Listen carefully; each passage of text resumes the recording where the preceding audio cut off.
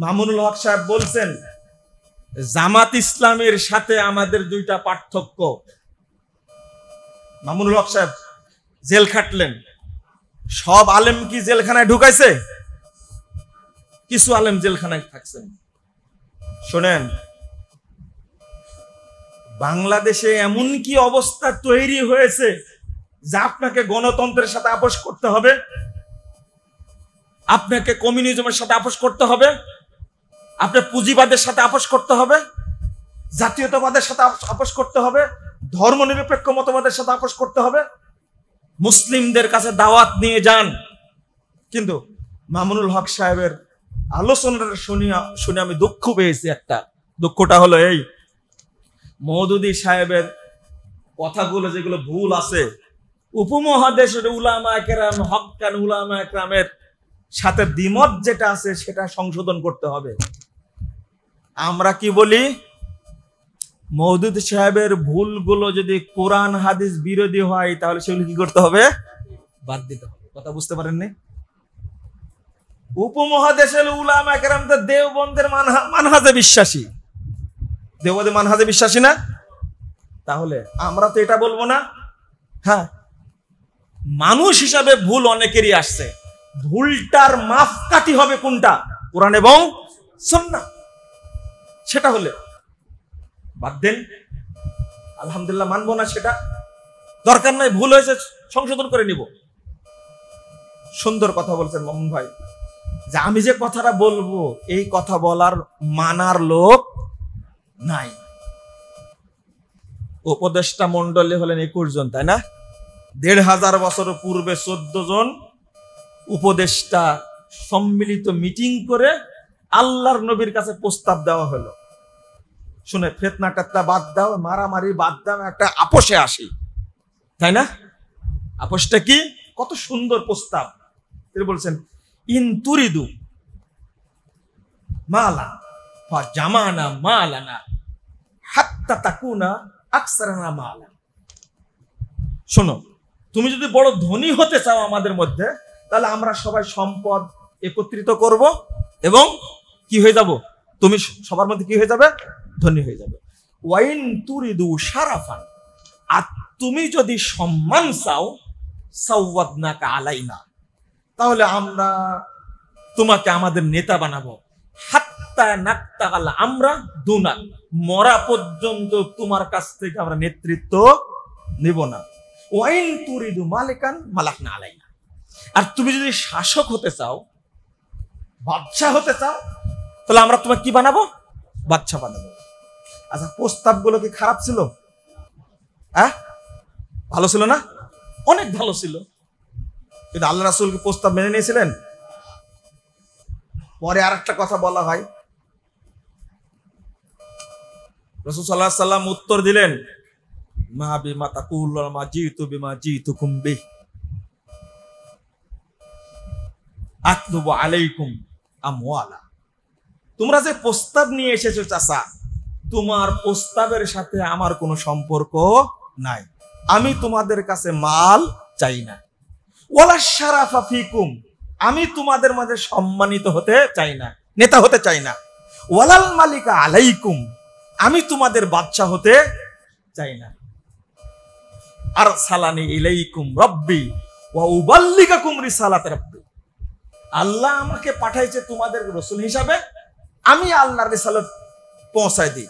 যদি তোমরা গ্রহণ করো, ফাহাদুকুম ফিদ দুনিয়া ওয়াল আখিরাহ, দুনিয়াতেও সম্মান পাবে, প্রতিদান পাবে, পরকালেও পাবে। ওয়াইন তারুদ্দুহু আলাইয়া, যদি এই বিধান তোমরা ফিরিয়ে দাও আমার দিকে, আসবিরু হাত্তা ইয়াহকুমুল্লাহু বাইনি ওয়া বাইনাকুম, তাহলে ধৈর্য ধারণ করবো যতদিন আল্লাহ ফয়সালা না করে। আচ্ছা, এই মানুষটাই যখন মদিনায় গেলেন, তখন কি রাষ্ট্রনায়ক হয়ে গেলেন না? হ্যাঁ, মক্কায় নিলেন না কেন বলেন? উত্তর দেন। হ্যাঁ, মক্কায় মানার লোক ছিল না, কিন্তু মদিনায় কি মানার লোক, সবাই মেনে নিলেন। আজকে আপনি ইউনূস সাহেবের সাহস আছে বলার, বলছে দুর্নীতির শিকড় উপড়ে ফেলবো, টাকা যা পাচার হয়েছে সেইগুলো আমরা কি ফিরিয়ে আনবো, যত মানুষ গুম হয়েছে তাদের বিচার করব, যত মানুষ এই আন্দোলনে ক্ষতিগ্রস্ত হয়েছে, শহীদ হয়েছে, বলছে মারা গেছে, তাদেরকে আমরা প্রত্যেক পরিবারে বেতন দিব, তাদের জন্য ফাউন্ডেশন খুলবো। শুধু একটা কথা বলে দেখো, যত মাজার আছে ভেঙে দিব। মানবে? মানবে না, তো মানবে না। শুধু বলে দেখো না, জাতীয় সঙ্গীত তুলে দিবে এটাই বলা সাহস করছে না, বলছে যেগুলো নিয়ে বিতর্ক আছে সেইগুলো নিয়ে আমরা হাত দেব না। অথচ সংবিধান সংশোধন করার জন্য কমিটি গঠন করেছে, তাই না? বুঝেননি কথা? কিন্তু মাজার বন্ধ করার জন্য সংবিধান লাগবে, প্রশাসন লাগবে? শুধু বলে দিলে হয় কোনো মাজার থাকবে না, জুয়ার আখড়া থাকবে না, গাঁজার আখড়া থাকবে না, যৌনাচারের আখড়া থাকবে না। কিন্তু খুনের বিচার হবে, সবাই মেনে নিবে। দুর্নীতির বিচার হবে, সবাই মেনে নিবে। আয়না ঘরের বিচার হবে, সবাই মেনে নিবে। কিন্তু মাজার ভেঙ্গে দেওয়া হোক, শহীদ মিনার ভেঙ্গে দেওয়া হোক, এর প্রতি একমত হবে। আগে এটা তৈরি করতে হবে মানুষের মধ্যে। আপনি কাকে শাসন করবেন? আপনি ক্ষমতায় বসে কাকে শাসন করবেন? হ্যাঁ, আল্লাহ রব্বুল আলামিন যেদিন আপনাকে বসাবেন, কিন্তু মানুষ এটা বুঝতে চায় না। ডক্টর ইউনূস সাহেব একদিন আগেও জানতেন না, যে বলছে একটা দোয়া তৈরি করেছিল না, আসসালামু হাসেনা আম্মা, তারপরে কি পদ্মা সেতু কুরসিয়ান, সুবায়ানা ইউনূস আল খালেদা ঠুস, মনে আছে? শোনেন, ভালো করে শোনেন। এই ইউনূস সাহেবকে যে সুবাবে, সেই মানুষটাই যে রাষ্ট্রের প্রধান হবে, একদিন আগেও জানতেন? বুঝেন কথা? এই যে নাহিদ আর আসিফ, তারাই যে বাংলাদেশ পরিচালনা করবে, একদিন আগে স্বপ্ন দেখেছে? ফখরুদ্দিন জানতেন যে আমি এই দেশ চালাবো 2 বছর? বুঝেন ভালো করে? কে বসাইছে? আল্লাহ যদি তাওহীদপন্থী একজন মানুষকে বসায় সব সাইজ করে দেয়, আপনার আপত্তি থাকবে? কে বসাবেন? আল্লাহ শর্ত দিয়েছে, তোমরা পরিচ্ছন্ন ঈমান আনো, বিদআত মুক্ত আমল করো, আমি ওয়াদা করছি তোমাদের খেলাফত দেব। আমাদের ঈমান পরিচ্ছন্ন না, আমল ও বিদআত মুক্ত না। দিবেন কেন? হ্যাঁ, সোসার গায়ে যতই আতর মাখান, সোসার গন্ধ যাবে? বুঝেননি কথা? এটা সোসা বুঝেন তো? আপনারা কি বলেন?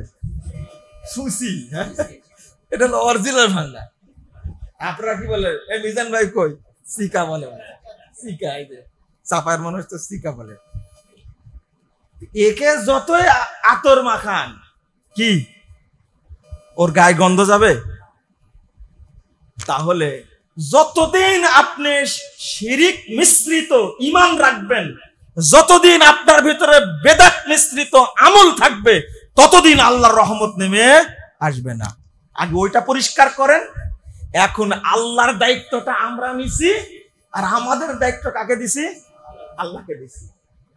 ভাই, আপনার ঈমান তো পরিষ্কার না, তখন কি বলছেন যে এটা আল্লাহই দিছে, আমি কি করব? আর আল্লাহর দায়িত্ব কি? আল্লাহর দায়িত্ব আমি খেলাফত দিব, এখন আমরাই খেলাফত কায়েম করব। আমাদের চিন্তা কি? আমরাই ক্ষমতায় বসবো। ইসলামী দলগুলো এই পচা গণতন্ত্রের ড্রেনে নেমে থেকে আল্লাহু আকবার চিৎকার করছে। বাংলাদেশে এমন একটা পরিবেশ তৈরি হয়েছিল যে আল্লাহু আকবার, নারায়ে তাকবীর, আল্লাহু আকবার, এই স্লোগানটা কেউ দিবে এটা সাহস করতে পারেনি। আমার আজকে মনে পড়ে সালাউদ্দিন কাদের চৌধুরীর ছেলে, কি নাম, কি কেউ জানেন না? হুম্মাম চৌধুরী।